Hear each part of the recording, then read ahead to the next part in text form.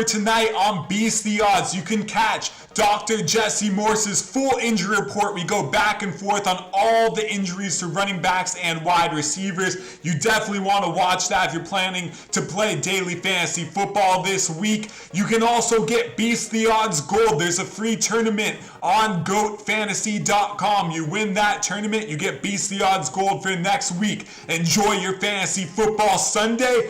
Beast! Sure, you can duel with kings, but are you ready to be the GOAT? Fantasy sports just went crypto.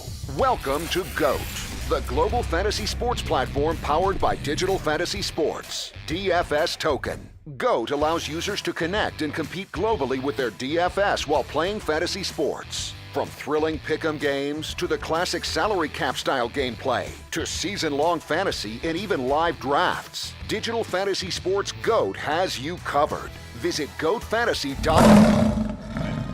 Welcome back to Beast the Odds. We are joined by Dr. Jesse Morse. Dr. Jesse, how are you looking forward to this fantasy football week? It's a crazy week. There's a lot of injuries.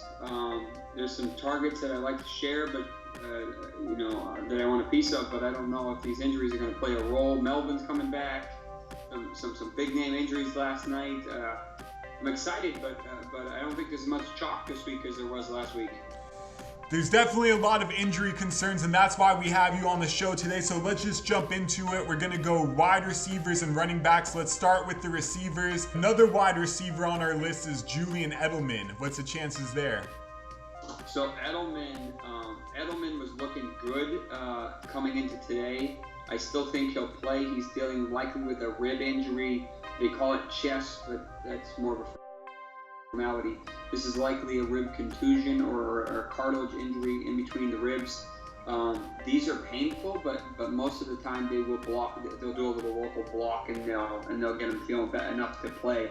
They really need him right now between Burkhead, who's got his own foot injury, between Devlin, who's out, Gordon, who had a finger either fracture or subluxation. So they kind of need him right now.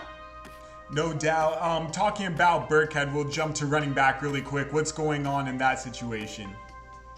It popped up today, unless there was some rumblings that I hadn't caught, but it says a foot injury. We don't, it's literally all we know. Foot injuries that come to mind, one is a turf toe, and the other is a midfoot sprain. Turf toe is what Devontae Adams suffered last night. Midfoot sprain is basically what Cam's dealing with.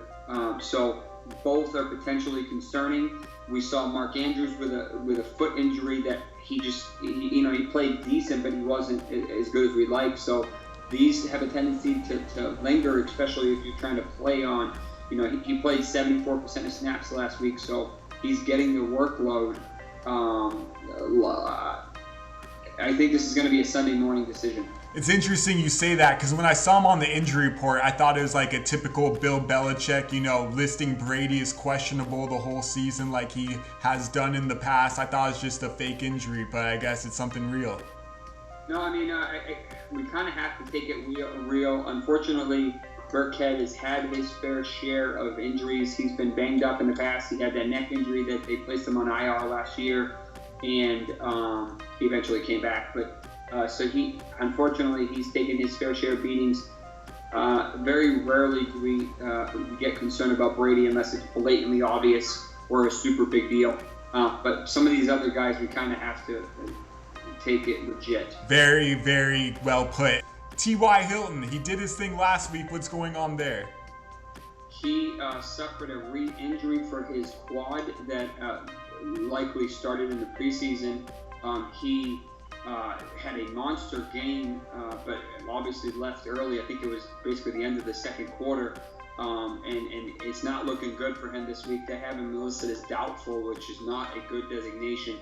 More often than not, those guys have a tendency to not play on Sunday, which would significantly kind of change the outlook of this passing offense. Yeah, and now let's talk about a few receivers that popped up on the injury report. Chris Godwin, what's going on there? God season. Okay, so he was growing very concerning for me. We got a little bit of breath of fresh air today. Wednesday and Thursday he did not practice. They have not specified what this hip injury is. This is basically one of two major injuries. One is a hip pointer, which is usually a deep bruise of the posterior back part of the hip that OBJ had one in the preseason. Tyrell Williams had one a couple weeks ago. Both have played through it and have done well. Not overly concerning injury. A hip flexor is a little bit more concerning. That's kind of like a groin injury, which don't heal as quickly or as well. If this is a pointer, I'm not concerned. If this is a flexor, I'm a little more concerned. This may be another Mike Evans week, but they have a tough matchup. This isn't a cakewalk. At this point, would you say Chris Godwin's going to play, or is it a true game time decision? I think he'll play. I don't know how effective he'll be, but I think he'll play. Okay, I like the answer. Another receiver, Mike Williams, listed as out. What's going on there? Mike Williams, he, as we know, a couple weeks ago, banged up with a knee. They never told us what had been going on. They just said knee. He ended up playing that week. He did okay, but nothing that you'd get excited about. Then all of a sudden, he plays last week, still didn't really do very well.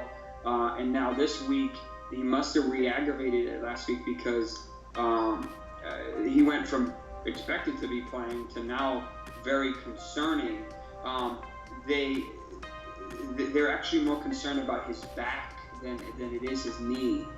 So my suspicion is his back flared up. He could be dealing with a little bit of sciatica, kind of sharp stabbing pain, and these are really hard to function. So this is gonna kind of have a trickle-down effect, especially with Justin Jackson banged up with his own calf, and then Melvin Gordon coming back. So they have a narrow route tree as it is, basically Eckler, Allen, and Williams. Now we may be losing Williams, and we may be losing Jackson. So no Mike Williams this week. It remains to be seen how long this will keep him out. Back injuries can be tricky. Travis Benjamin also has a quad injury that is not to be not to be overlooked as well. Interesting. So looks like Chargers are banged up. You mentioned Justin Jackson. What's the status with him? So he popped off with a calf injury. Calf injuries can be mild, like you saw Marlon Mack last week, and he ended up doing quite well only a couple days after being diagnosed with it. Some are a little more painful and more severe, and they end up just really being miserable. This sounds like it's more serious. They are shutting him down, and they're not. He's in a boot, and they're probably gonna shut him down for at least a week or two. This opens the door for 100% Eckler, and maybe we see a little Melvin this week. We don't know if he's ready yet. Oh, you know Melvin's been staying in shape. He knew he was coming back to the Chargers. I feel he's back, ready to just be his vintage self. Yeah, I mean, I think it would be cool. I mean, you just go from the outhouse, so to speak, to 70% volume or something. I mean, maybe he gets a higher increase for injury because he hasn't done his preseason stuff, but he's definitely, I suspect he'll get some work. They are playing the Dolphins, but you need to score points in order to win the game. So, you can't be a blowout if you don't score points. Yeah, no doubt about that, especially with how beat up. Talking about, this isn't the calf, so I'm just going to edit this. Okay, another couple receivers left to talk about. Taylor Gabriel. Is it Tyler or Taylor? It's Taylor. Yes, it's Taylor. Okay. A couple receivers left to talk about. Taylor Gabriel and Emmanuel Sanders. How are they looking? Gabriel, I believe, has been ruled out, and that offense has been all types of crazy.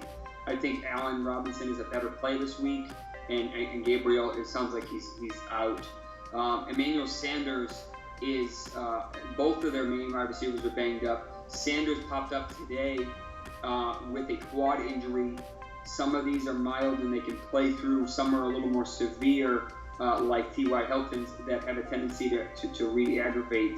The quad gets a ton of blood supply, has a tendency to swell like crazy, and can be very uncomfortable to play with. So I wouldn't be surprised if they end up being careful with him. Cortland Sutton has his own rib injury, but he was dealing with that last week, so I suspect he's a little bit better. I don't really want anything to do with Denver's offense, to be honest with you. And a couple running backs that are questionable, Devin Singletary and Rashad Penny. What's going on there? So Singletary suffered a hamstring injury last week. This is not really something that you want to rush. This has the potential to be a franchise player, and he really needs this hamstring to be closer to 100%. The Patriots defense is not exactly easy to run on, so my suspicion is he's probably going to play, but he shouldn't play. If I was on staff, I would tell him just shut it down for another week. Don't have big expectations for Singletary this week if he plays. No. I don't feel good about this. Yeah. Blowout city in that game, no doubt. Potential. It could very much. I mean, Allen is annoying enough, and they always keep it semi-interesting. But if Gilmore shuts down Brown and they put Jonathan Jones on Beasley, it's going to be Grandpa Frank Gore and then Zay Jones. Yeah, and it's blowout city. You know, they're playing from behind, and there's no one to throw the ball to. That secondary is amazing. It's going to be beautiful. It's like, and that is the pick of the week. All right, now, and then Rashad Penny. What's going on with Penny? So similar to Singletary, he also suffered a hamstring injury. He actually suffered it on either Thursday or Friday, which is never something you want to see. That's why I pretty much knew he wasn't playing last week. These hamstrings, even if it's a day or two later, they just do not respond quickly. These guys need their burst. They need to hit that stride, and they need to break free, and you can only do that with a hamstring. That's what you use it for. So they shut him down. He returned to practice in a limited capacity. He has a nice smash spot here if he can get healthy enough, especially since Carson just can't seem to keep the ball in his hands, and they're playing Arizona. So he's, for me, I may consider him in a deeper league if he is playing, but he's a little high risk for injury, so I'm a little skeptical to play him if I really, really need him. But definitely he will be limited if he is out there. Yeah, there's no way he's going to be 100%. Hamstrings don't heal in 10 days. Just remember Leonard Fournette last year. He came back after a couple weeks, and I didn't think he was ready. He ended up re-aggravating it and missed like another 6 or 7 weeks. Like he really re-injured it.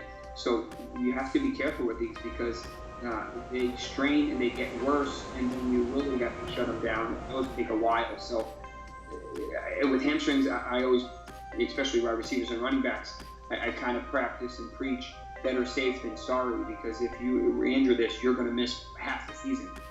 Perfect. And then let's wrap it up with our so far bust of the season. You took him in the second round or third round in all your drafts. Damian Williams, what's going on there?